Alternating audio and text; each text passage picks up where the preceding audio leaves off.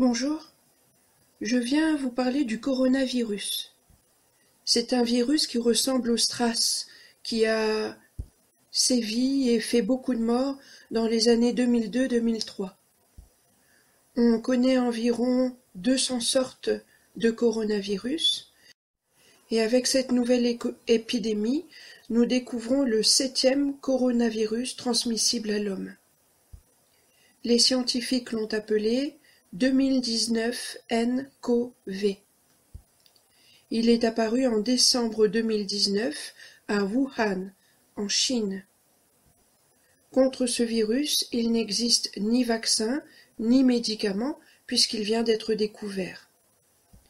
Les personnes atteintes souffrent de toux, de fièvre, de difficultés respiratoires et peut-être d'autres choses qu'on ne sait pas pour l'instant. Il peut y avoir des complications pour cette maladie, et déjà pas mal de personnes en sont mortes.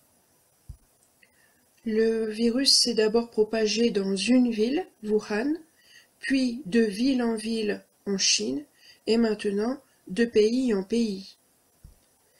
La France compte aujourd'hui officiellement 6 cas de personnes officiellement infectées. Pourquoi est-ce que je dis qu'elles sont officiellement infectées? Eh bien parce que quand une personne est atteinte par ce virus, elle est malade pendant 2 semaines sans aucun symptôme. Ensuite, il faut 3 jours pour qu'un laboratoire puisse détecter ce virus. Ce qui veut dire que pendant 18 jours, une personne atteinte par ce virus peut le transmettre à son entourage. Un observatoire du virus nous donne quelques indications à ce propos. Le virus a été détecté le 31 décembre. 3 semaines plus tard, on comptait quelques centaines de personnes infectées. La courbe nous montre une croissance très importante sur 10 jours. Au matin du 1er février, 10 jours plus tard, nous passons largement la barre des 10 000 cas. Pourquoi? D'après les statistiques, une personne infectée transmet le virus à 5 personnes en moyenne. 5 malades transmettent donc le virus à 25 personnes, et 25 malades transmettent le virus à 125 personnes. En France, nous avons 6 malades confirmés, qui ont donc pu contaminer 30 personnes.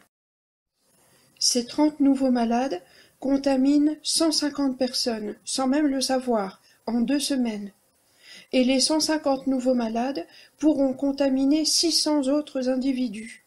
Et ça peut continuer comme ça si on ne prend aucune mesure contre l'épidémie. Concrètement, ça veut dire quoi?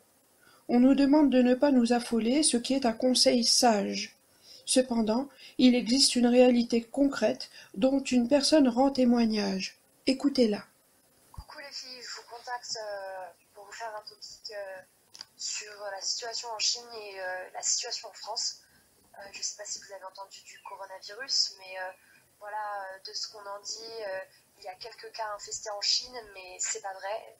Là, il y a plus de 200 000 personnes d'infectées, plusieurs villes bloquées, au moins plus de 15, mises en quarantaine. Et Chengdu, Chongqing, tout Sichuan est en rouge. Je pense que la quarantaine, elle va être faite d'ici demain ou après-demain. Faut savoir que nous, on reçoit des vidéos de partout de gens qui meurent dans les hôpitaux. Il n'y a plus de ressources médicales. C'est vraiment une crise nationale. Donc les précautions, vraiment, faut vraiment prendre au sérieux parce que c'est allé très très vite. C'est une maladie qui a 2 semaines d'incubation sans fièvre. Donc tu le diffuses, tu t'en rends pas compte. Ça se fait par contact clos humain-humain. Donc si vous faites la bise, si vous serrez une main, si vous tenez le poteau métallique du subway et qu'ensuite vous vous grattez le nez ou quoi, vous attrapez la maladie. Faut savoir que c'est mortel pour les personnes âgées, les enfants, mais qu'il y a des jeunes gens de 30 ans, 40 ans qui sont morts.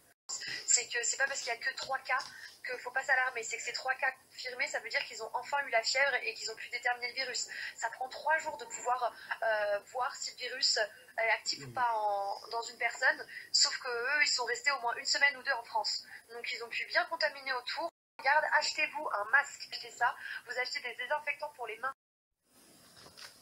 Nous comprenons que ne pas s'affoler ne signifie pas ne rien faire. Reprenons plutôt pour nous les conseils donnés par le gouvernement aux voyageurs.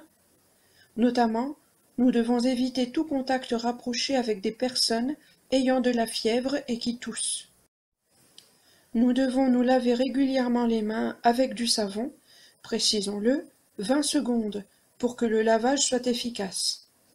Il est bien d'utiliser une solution hydroalcoolique lorsque nous sommes à l'extérieur, comme dans les transports en commun. Il est conseillé à ceux qui sont déjà malades de porter un masque chirurgical. Si ce masque protège les autres, il peut aussi vous protéger d'une éventuelle contamination. Dernier conseil, si vous ressentez des symptômes suivants, fièvre, toux et difficultés respiratoires, n'allez pas chez le médecin traitant. Appelez le SAMU, le 15, pour éviter de contaminer d'autres personnes. Nous pouvons ainsi éviter de contaminer d'autres personnes et nous pouvons nous protéger.